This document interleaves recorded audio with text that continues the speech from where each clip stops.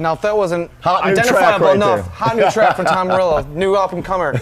You might have heard of Rage Against the Machine, Audio Slave, Social Street Sweeper, Night Watchman. He's played with Bruce Springsteen, and near and dear to my heart, he's also a Cubs fan. Yes. Tom Morello is here with us, yeah, folks. yeah. Tom, dive right in, my friend. This is Sure. So this is friend. this is old time friend. Yeah, I'm out on tour with the touring for the Atlas Underground record, and I've traveled in a lean and mean way. This is my long time ago Telecaster that I needed when I learned how to do sort of grunge tuning, which was drop D tuning. I needed a guitar to do it. At the time, I only had like locking nut machines like this, and so I traded my roommate at the time. He had this Telecaster, and I had a 50-watt Marshall head. So we made an even swap, and from that day forward, I started, doing the drop D tuning. This is this guitar was playing on every drop D song I've made. This is my 19th record, the Atlas Underground, and all 19 of them, any song that's in drop D tuning was played on this.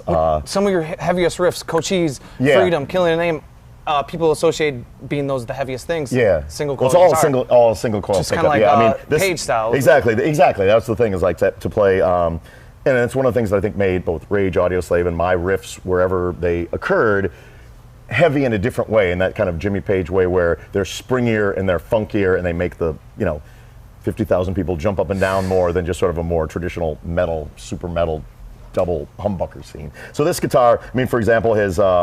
We can take you through it. There's not much to it. It's like it's fully stocked. I put some stickers on it. It's it allowed me to do a number of things. Like for example, the riff "Killing the Name" was played on this guitar, and it just when you do the drop D tuning, it just sort of reconfigures the fretboard in a way and makes you think differently. The dots, where the dots are, you put your finger on a dot, it sounds different when it's drop D. Yeah. So I was actually giving a guitar lesson to a fairly accomplished Hollywood guitar player. This is back in the earliest days of Rage Against the Machine, and showed him how to tune a drop D, and in demonstrating it, I did exactly what I just told you, which was it reconfigures the fretboard and makes your fingers go in different places. The riff that I just made up extemporaneously was this.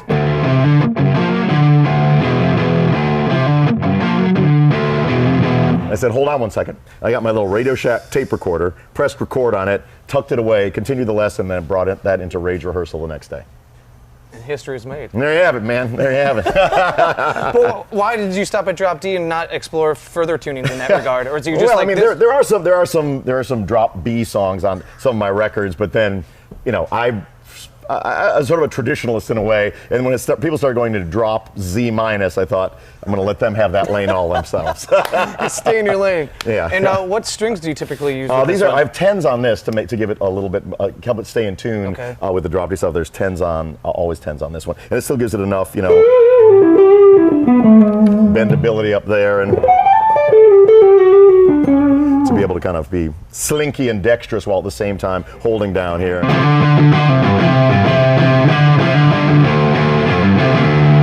Now, do you typically ride in the neck position, or are you kind of always 100% of the time in the neck position? Really? 100% of the time. Why do you feel that? I don't know. It's just like it felt like the riffs to me felt like kind of funkier and springier and heavier down there, and on all my guitars it's always unless it's playing the shredding. Yeah, even on this guitar, like when I do the solos, it's always on the rhythm pickup as well. Huh. Yeah. Force of habit. Yeah. And speaking of Atlas Underground, what are songs that maybe people will recognize for this guitar? Sure. Let's do it. May we drift over here. So this sort of ties the two worlds together.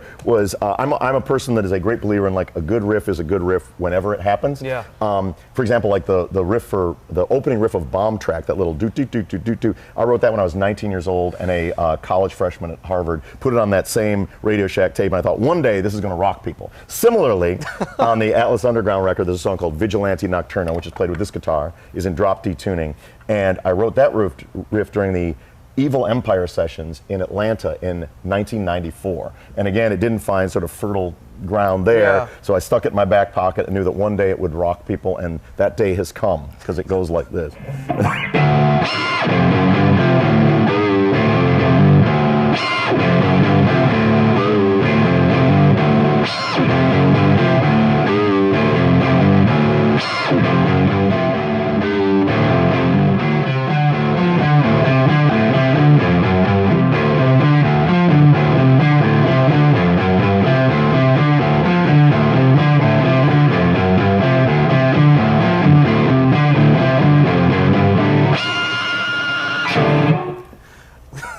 It definitely rocks.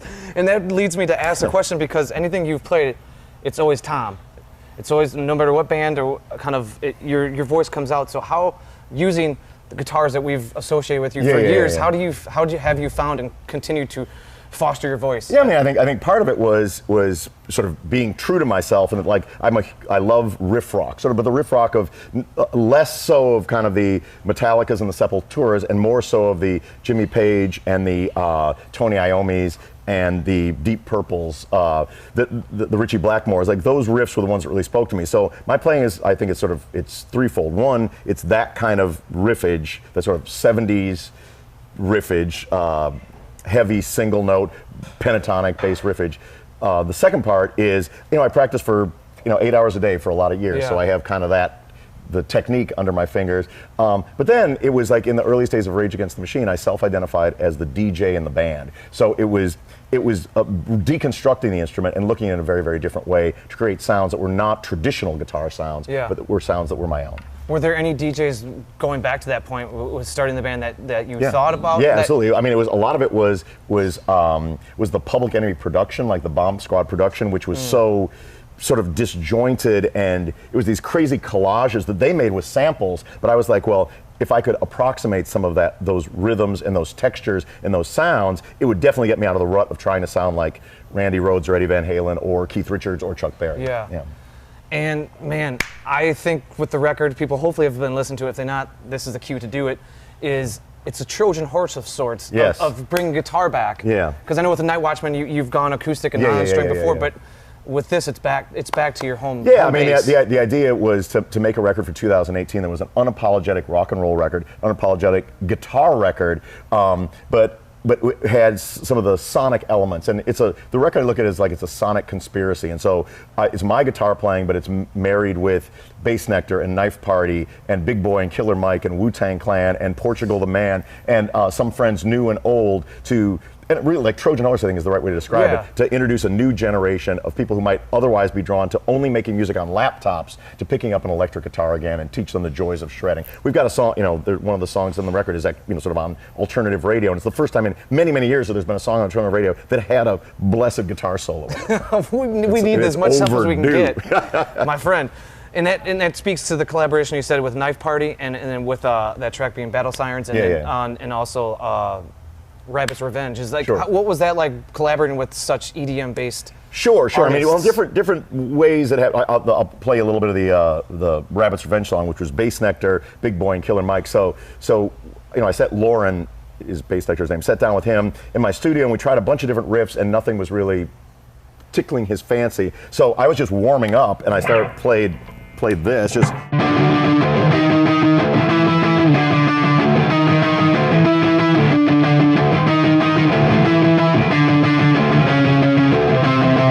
And he said, "What's that?" I said, "That's me warming up." And he said, "Did we record it?" I said, "I think we did." He said, "That's the song. I think we're good." Oh, wow. Yeah. So we just used that as like the main cornerstone, and then he put a huge beat in it, and we sent it over to Big Boy and Killer Mike, and they, rapped on top of it, and that one came together pretty quickly once we found had that good luck for me to be warming up like that. And that was kind of was that the kind of same kind of synergy that was with like Battle Sirens? Well, Battle Sirens was different. I mean, each of the songs on this record was made in a different way. Like, I think that like when you're in a band and it's good because of the band's chemistry, and together you can create something together that you can't individually. When you're a solo artist and it's good because of the purity of vision. Mm-hmm. And this record, I wanted to have the best of both worlds. Like, I'm the curator of the record. The musical vision and the lyrical overarching vision are mine, but then in each of the individual songs, they can let their freak flag fly, and the chemistry of working with the particular musicians happen. So with Knife Party, I sent them a riff tape. Like, here's 7 hot riffs and 7 crazy noises and 7 squeals and squonks. And I said, use that as the sonic, lose some of the synthesizers and use those as the sonic building blocks to start your production with. And then we went back and forth. So it was really fun. This is the Atlas Underground is my 19th studio record, and one that I made. I wanted to challenge myself, as a guitarist, as an artist, and as a record maker. Killer, man. And so I feel like that's enough talk on the Telecaster. Yes, we're going to move on over let's move on to the Arm the Homeless. Sure. And this was an all-time favorite as also? This one is been with me for 30 years now. Man. And history of this guitar is spotty. When I when I first moved to Hollywood, I wanted to have a custom-made guitar because Steve Vai and some of my favorites had a custom-made guitar. So I went to a guitar shop with my first check that I got from my first real job, and I plunked, and they skinned me. Like, yeah, I mean, it was a huge ripoff. It was probably the worst guitar that I've ever played. And I chose, but it was my own fault. It's like I chose the fretboard, and I chose this, that, and the other. But I'm not a luthier. I have no idea whether it should be ash or I have no idea. So I got this stinky guitar, and over the course of the next, feels like in 1986, over the 87, the course of the next couple years, I tore it apart entirely. The only thing remaining from that original guitar is this piece of wood, right? So it's had a million different necks. This neck I found in a bin, like a throwaway bin at Nadine's Music on Santa Monica Boulevard. It's had different pickups through the years, different whammy pedals, all the electronics are completely different. I put this like fat head thing on the back because I thought it would give it more sustain. It didn't work, but I left it on. And then finally, like I honestly, like I gave up. I was trying to get a guitar that would be my perfect sound and was banging my head against the wall and just said, I'm going to stop right now. This is going to be my guitar, and I'm just going to create with what I've got. Make it work. And that was very liberating because it was no longer chasing sounds. It was embracing the sound I had and using that to make music. And so that's been essentially the way it's set up. This now is I mean, on all 19 90s. of my records, this guitar features prominently. You know, every show I've ever played, you know, for thousands of shows, this is the guitar has been my main guitar for songs that are in standard tuning.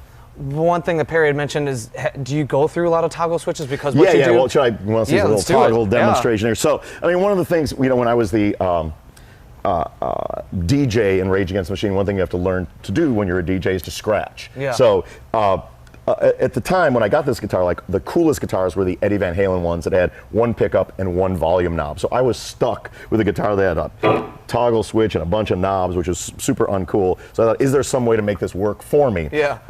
And the toggle switch thing is, it's basically this pickup is the volume is turned to 0. So you hear nothing, and then this pickup, it's turned to 10. So when you go between the two, it works as a kill switch, as an on-off switch, right? So if you create some sort of sound and then rhythmically work the toggle switch like you're picking a guitar, you can create sounds that are reminiscent of a DJ scratching.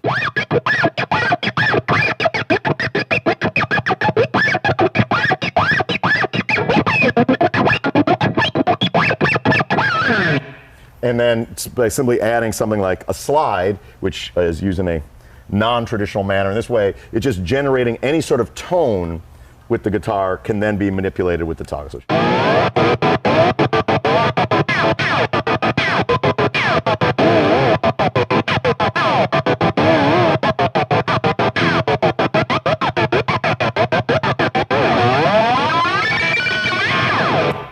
Do you ever mess around with different types of slides or like metals or anything, or is that just I complain sometimes because they're like too chubby, but this one's pretty good right here. This was.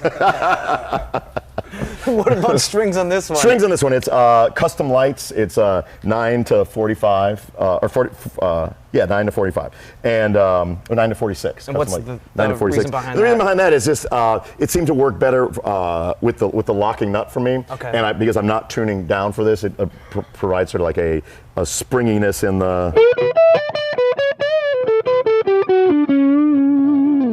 ease in bending without having the 10s on there. So. Cool. And I assume those are just EMG. Yeah, the EMGs. And again, all of the much of the riffage in my career is done on the front one, which is it's a single coil disguised as a humbucker. Oh. Yeah, it's just like.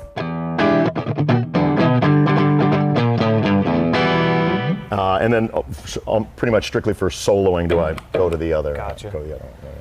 Well, I mean, we'll keep you when we go to the pedal board, but I do definitely want to talk about the nylon string here. I'm familiar with like Night Watchman. Yep. And obviously, I know that big Woody Guthrie fan. Yep. So this is a nylon string guitar that is sort of my main acoustic vehicle, and I made 4 solo records under the name The Night Watchman, which are basically sort of Americana / political folk records. And I've always been a fan of heavy music, and first it was metal, and then it was punk, and then it was hip hop. But then it was sort of later in my listening life that I discovered Bruce Springsteen's Nebraska record, the first couple Dylan records, and dug back to Woody Guthrie and Phil Oakes and people like that, and Steve Earle, and realized that you can make music, like perhaps the heaviest music is often very quiet, and it requires just sort of the right lyrical couplet and the right couple of chords to be devastatingly heavy, you know, as heavy as a wall of Marshall Stack. Yeah. So that's why I started doing the Night Watchman stuff, which I really loved. And a lot of the songs, you know, throughout my electric career were written on a nylon string acoustic, because living in an apartment in Hollywood, you couldn't exactly, you know, crank up the stack at, you know, 3:15 in the morning when inspiration strikes. So a lot of, you know, a lot of the bit, like for, I mean, this is a song that was written. This was written on a nylon, not this one, but one identical.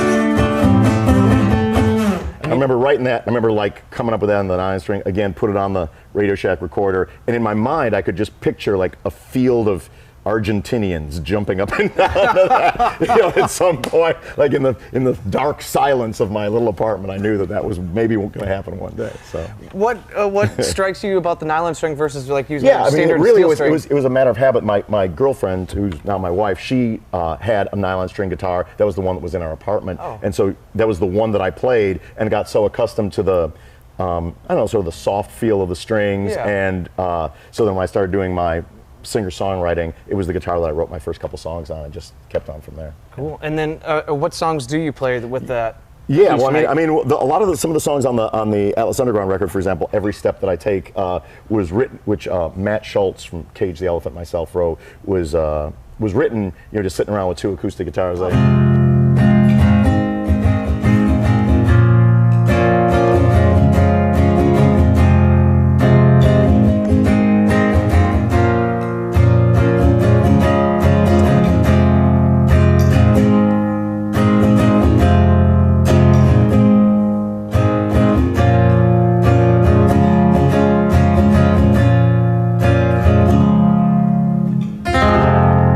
so, you know, it becomes this kind of throbbing EDM rock monster on the record, but it started very much like a campfire jam. Because the solo on that song, we saw it during sound check, but yeah, it's in the record. It's electrified. Yeah. To say the Yeah, least. we can play that when we go down to the pedals. Killer. Well, let's do that. Sure, fantastic. We'll do that, and we'll briefly hit on this Marshall that I know you've had for years. Yes. So this is this head. Again, it was around the same time when I finally gave up on my guitar there, trying to make it the one I wanted, and decided it's going to be the one that I have. I had all of my gear was stolen on a fateful Valentine's Day many years ago, over 30 years ago, and I had a session the next weekend, so I had to go to this shop and just get what they had. Yeah. And what they had was a 50-watt Marshall channel switching head and a 4x12 PV cabinet. At the time, PV cabinet, you know, no offense, PV. PV was like, the first thing I had to do was like unscrew the PV thing on the front, so people might mistake it for a Marshall cabinet. You know, because like if you're a Hollywood musician, you couldn't be seen with PV. Anyway, but that I think it contributed to the sort of unique sound that it eventually became. Yeah. But again, I would spend hours trying to, you know, create a Nuno Betancourt tone or whatever, and failing miserably. Till one day, and you can see on here, you could, if you want to come in at some point, in 1988, I spent like 2 or 3 hours with that guitar and with this amp head and the PV cabinet, and said, this is as good as a tone. I'm going to stop banging my head against the wall. This is going to be my tone. I marked the amp. You can see the markings. They're on there. They're on there. Yeah. And I never changed them since. I was just like, we're going to be done ever thinking about that or talking about that. This is going to be the tone, and I'm going to make songs with that tone. The end. Damn. And have you had to do anything to the amp, you know, occasionally, you know what? I think like occasionally, like my guitar tech might change the tubes and not tell me. You know, probably they don't tell me. But on this, the PV is not with it. It's at home. The PV is not with us because we're sort of traveling light on this Atlas Underground tour. So any 4x12 will approximate the sound. The sound is basically between the head, those guitars, and my fingers. Well, speaking of that, let's dive into your pedal board. Sure. Here's some more of that magic. Dive on in. Let's get magical. So this is it. basically. These are all the pedal, and this is kind of maybe more than are usually around. So the pedals that I've used for, I mean, better part of 3 decades. It's an MXR Phase 90, which I only use for the beginning of Killing in the Name. You know, like it's like one. Other than that, it doesn't get turned on. That's it. It's got like it's a one. It's like a pinch hitter. It's like a specialist. It comes in. The EQ pedal I use exclusively for boost on songs. So it's from back in the days of playing clubs when you couldn't trust the sound man to know when the guitar solo was going to come. I'm like, I'm going to take that out of your hands. I'm going to be loud when the guitar solo comes. You don't have to worry about that. I'm going to take care of that. So it's set flat and up for that. Then I have 2 identical delay pedals. One is for, just so I don't have to change the settings so much during the show. One is just sort of the long delay which accompanies all of the, you know.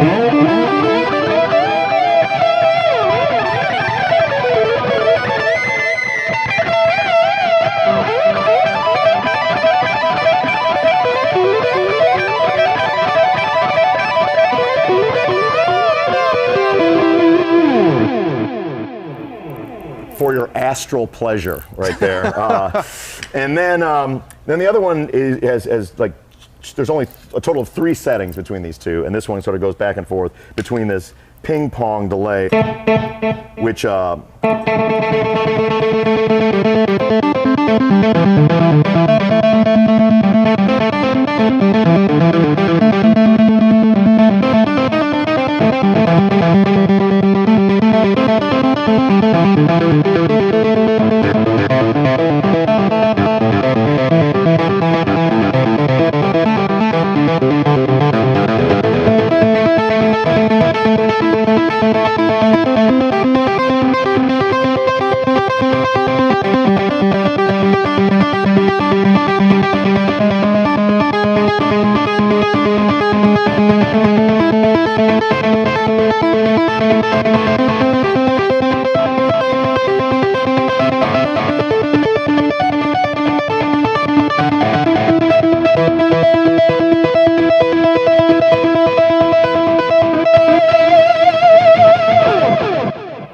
have any issues with having like notes not sustaining for the finger tapping, because sometimes guys will juice that with a boost pedal to not have the notes drop out. I always use the only gain. The only gain is just the gain from the head, you know, which is pretty substantial. I just kind of smack down on it pretty hard there. Cool. And then there's the whammy pedal, which is kind of one of the things that really helped me break out of the niche of sounding like a bunch of other players. I never could really wrap my head around rack gear, and I bought one piece of rack gear and I couldn't even figure out how to plug it in, so I thought that's probably not for me. So when they had a harmonizer in a pedal, I thought, well, perhaps that's something that I could make work. And then I found that in addition to the harmony settings, which, you know, include like the fifth, which is heard on songs such as Know Your Enemy,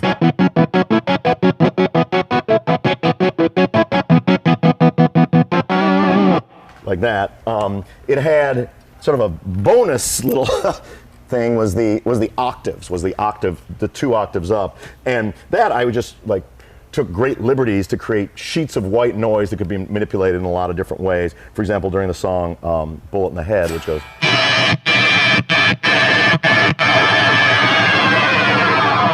And so it really was a matter of just looking at the guitar in a different way and like, okay, I've got a toggle switch and I can make some noise, so maybe something can happen. And then on a more melodic front, in the band Audio Slave, where we had more chord progressions and sort of prettiness going on, a more sort of soaring solo in Like a Stone went like.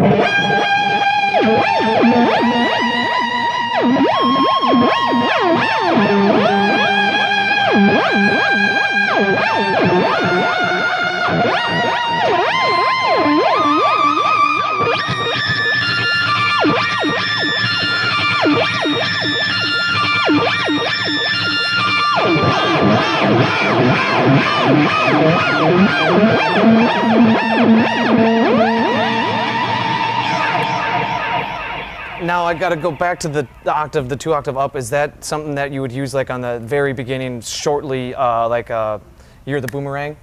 in terms of that. Oh that yeah, real sure. harshness? I don't really remember how to play that one, but yeah. No, but just in terms of yeah, like when that's like she, yeah. and go, yeah. Okay. Yeah. Just wanted to. Yeah. It was a nice sort of arrow to have in the quiver to be able to make these kind of, dog's ear piercing, sheets of white noise. That was just a personal thing because I'm like, if I ever get Tom Morello, I'm gonna ask him that.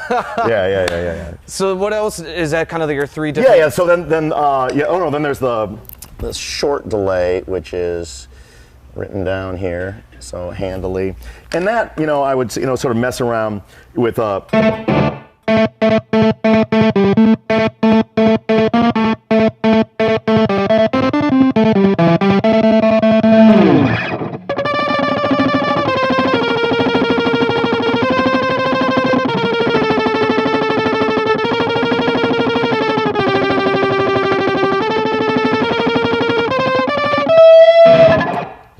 around like that to give you the slap back delay, which provides some options. Cool. And how do you use the wah? And so the wah, I mean, I rarely filter. use it in. I mean, sometimes I use it in like the sort of traditional wah,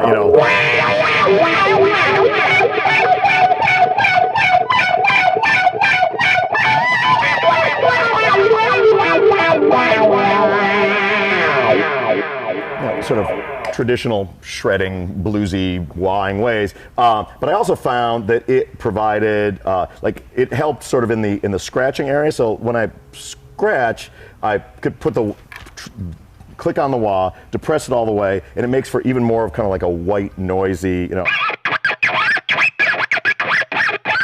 then you can.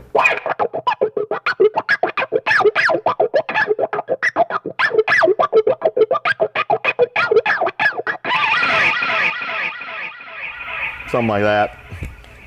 And then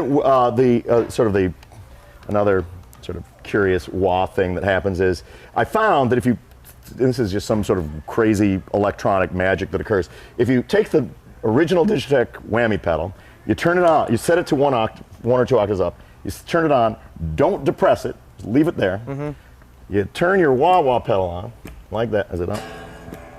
You turn it on. You unplug your guitar. You make a noise with that. You touch anything to that, and all of a sudden, craziness happens. You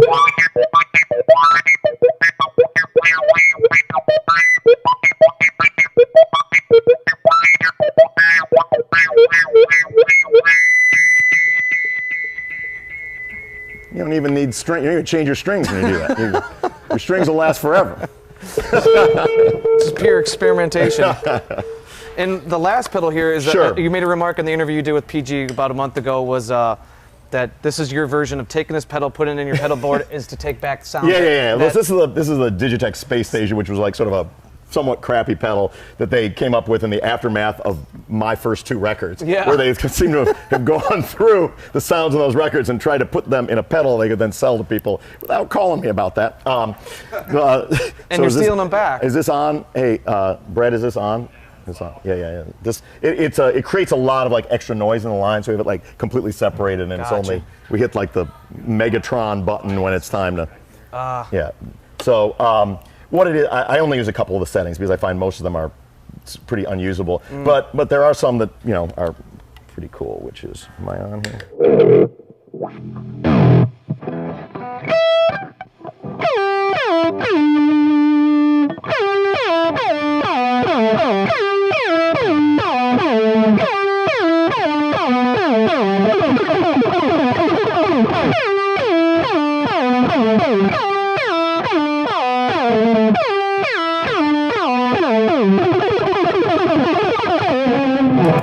Definitely sounds like you. Yeah, exactly. That's built in. You don't have to. That'll save you years of practice. Just plug that thing in. I see that you got Mr. Crowley here. You're a big Randy Rhoads fan. Yeah. How do you interpret that song through the set? Or is that you do kind of pretty come faithful? to the show to see that one. Yeah. You know what? I'll do it for you. Can we do that? Aaron, are you here? Nope. I can do that for you. Well, just to say, is it like a faithful recreation, or do you? No. I just like when I was doing my 8 hours of practice a day. 2 hours was dedicated to technique, 2 hours dedicated to theory, 2 hours was dedicated to songwriting and song learning, and then 2 hours was dedicated to improvisation. And one of the things I would do is I would just make long chord progressions of some of my favorite songs and just jam over them endlessly. And one of those was the Mr. Crowley chord progression. So that was one that I Cool. Yeah, that we do during the show. And one last question I got, since you are playing with yourself with tracks behind you, do you miss having a band behind you in a sense where you... I have lots of opportunity to have bands behind.